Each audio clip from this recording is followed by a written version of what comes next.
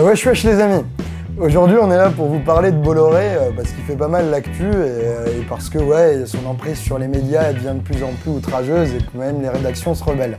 Donc Bolloré, vous pouvez le connaître parce qu'il a fait du papier Bible et que la plupart des Bibles sont éditées depuis très longtemps avec du papier de sa famille, ou parce qu'il a fait des superbes papiers à rouler géniaux qui vous permettent de rouler des cigarettes longues avec des superbes cartons.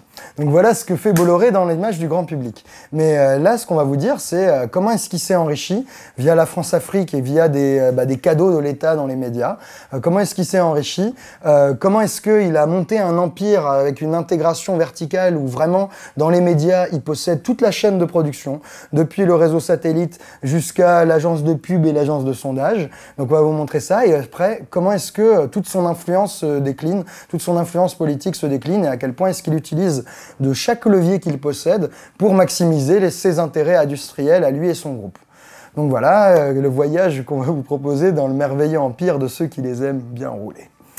Donc Bolloré, ça commence comment? C'est un empire familial hérité, et un empire familial qui se fait dans le papier Bible et le papier fin, et la France-Afrique. Donc je vous la fais assez courte, mais en gros, le groupe était déjà dans l'import-export, la logistique, le transport en Afrique. Il a profité des prêts dégueulasses de la Banque mondiale et du FMI qui obligeaient les États africains à faire des privatisations. Il a profité de ça pour acheter des chemins de fer stratégiques, notamment entre le Burkina et la Côte d'Ivoire et les chemins de fer du Cameroun, qui sont décisifs pour désenclaver le Tchad et le Centrafrique, qui n'ont pas d'accès à la mer. Puis un peu plus tard, il a racheté des ports. Alors des ports dans tout le golfe de Guinée, il en a racheté vraiment partout. On va peut-être vous mettre une carte avec des points de où il a des ports, mais il a des ports partout dans l'ouest de l'Afrique. Et tout ça a abouti à un contrôle de la logistique africaine sans précédent. C'est lui qui contrôle 50 à 70% de tout ce qui transite comme marchandises dans l'Afrique de l'Ouest, ça 50-70% en Afrique de l'Ouest et 15-30% en Afrique de l'Est. Et surtout les marchandises stratégiques, c'est-à-dire qu'il a des partenariats avec Areva pour convoyer l'uranium, il a des partenariats avec les sociétés minières et même avec le gouvernement. Quand le gouvernement français a fait évacuer les Français de la Côte d'Ivoire, c'est Bolloré qui a mis à disposition ses blindés et ses transports sécurisés. Donc il a fait beaucoup d'argent et son assise industrielle, c'est la France-Afrique, le papier, et les médias. Parce que très tôt, il a voulu mettre un pied dans les médias. Ça a commencé en 97 avec une OPA sur TF1 ratée. C'est Alain Minc, il a conseillé de faire un putsch sur Bouygues. Et son putsch a raté, mais il s'est quand même fait 230 millions, si on valorise ça en euros. Donc ça, c'était en 97. Puis après, l'État a décidé de voter la TNT. Donc il y a eu des canaux ouverts. Et il a remporté l'appel d'offres de Direct 8. Il n'avait jamais fait de télé, mais il a promis d'envoyer 30 millions par an. Et l'État lui a dit, tiens, cadeau, une chaîne de télé. Alors Bolloré était content. Il a profité de son cadeau. Entre-temps, il a racheté vite fait Virgin 17 à Virgin qui avait envie de vendre. Il l'a racheté 80 millions. Et il a revendu tout ça à Vivendi. Mais il a revendu tout ça à Vivendi en se faisant payer en actions de Vivendi. Et à un moment où les actions étaient très basses. Donc du coup, il a obtenu énormément d'actions de Vivendi.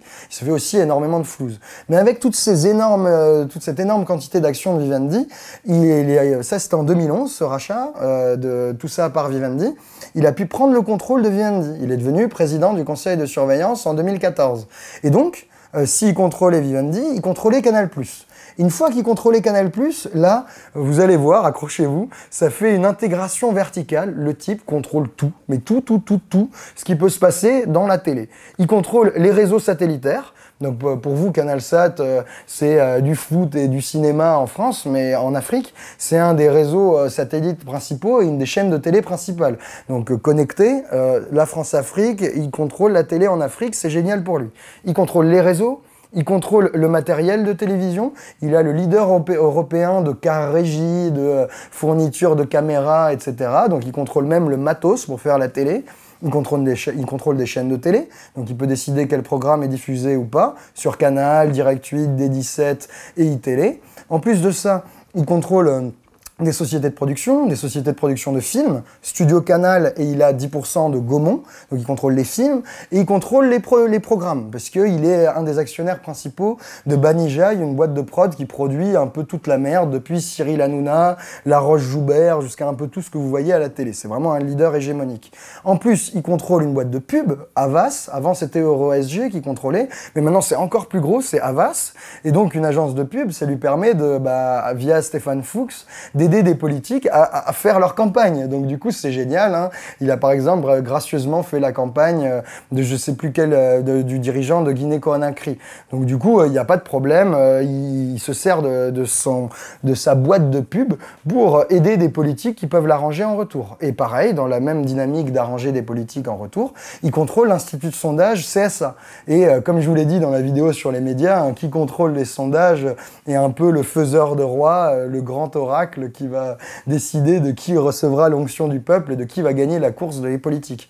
Donc du coup, il a une concentration verticale depuis les satellites jusqu'au sondage qui lui permet de maîtriser toute la chaîne de production d'influence. C'est vraiment un capitaine d'industrie, le type. Il a tous les rouages d'une industrie qui est une industrie de l'opinion.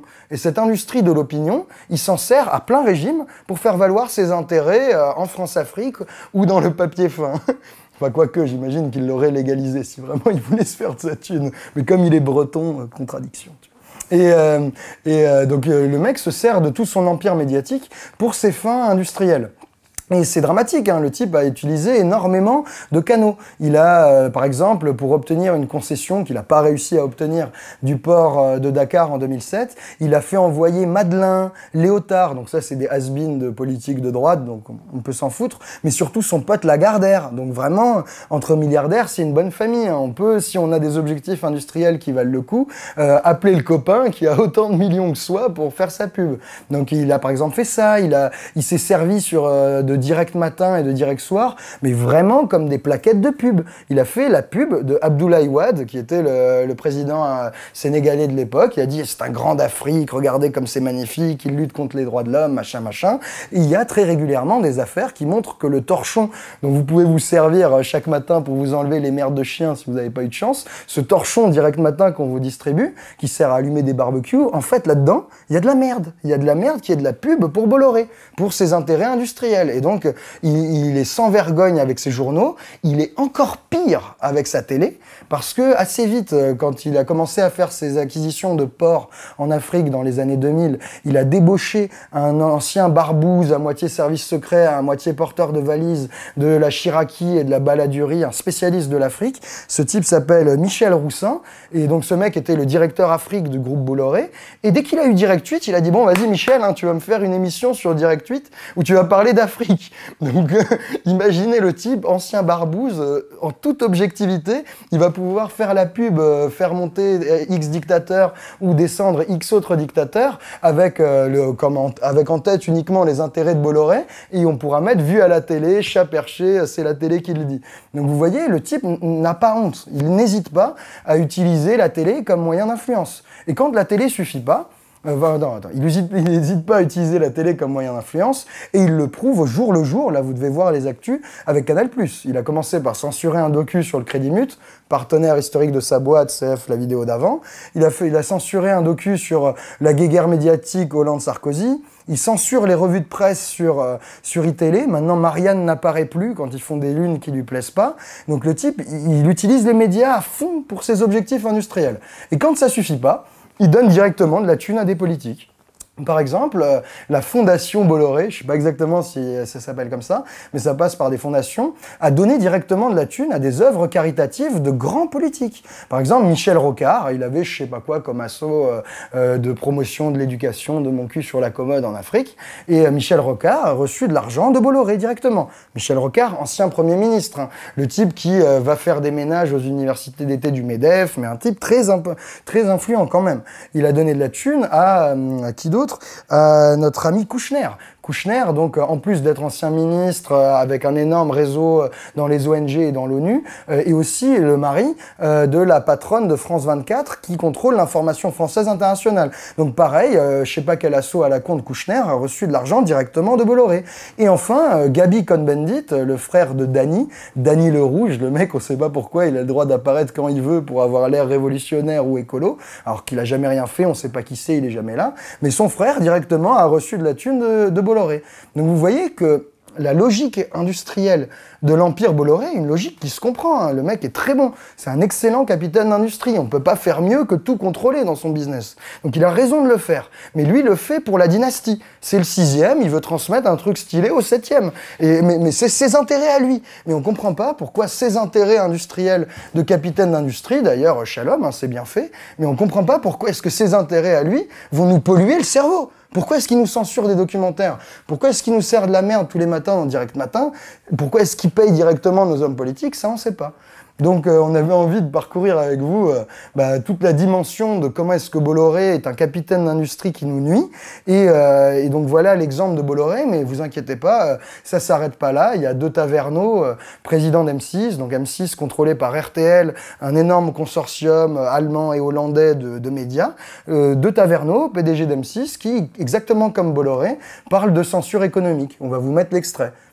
Je dois dire que je n'ai pas le sentiment qu'en 27 ans, il y ait une pression politique sur l'antenne. Mais vous n'avez jamais fait de pression politique sur les rédactions, je sais pas, de Capital, par exemple, en disant faut qu'on parle de ça Non, alors ça, c'est pas une pression politique, c'est une pression économique.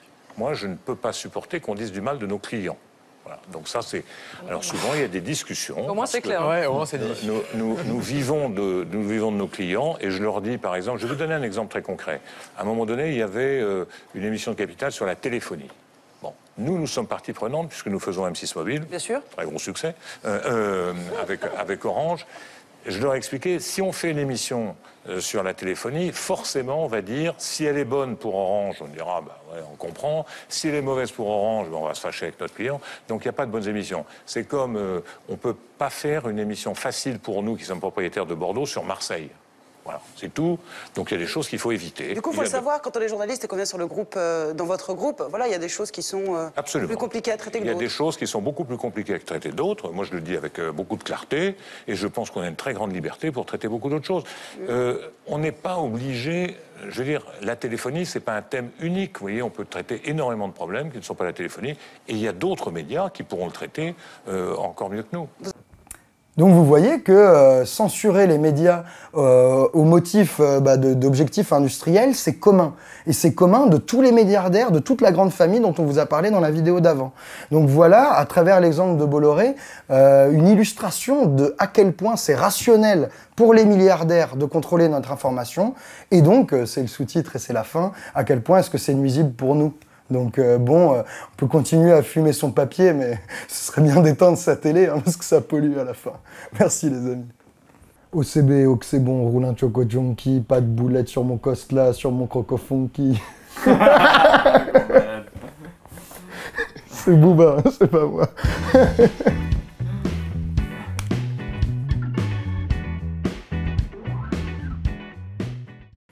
Wesh wesh les amis. Alors aujourd'hui c'est la rentrée et on va vous parler de la mainmise des milliardaires sur notre système médiatique et d'à quel point est-ce que ça gangrène notre vie démocratique.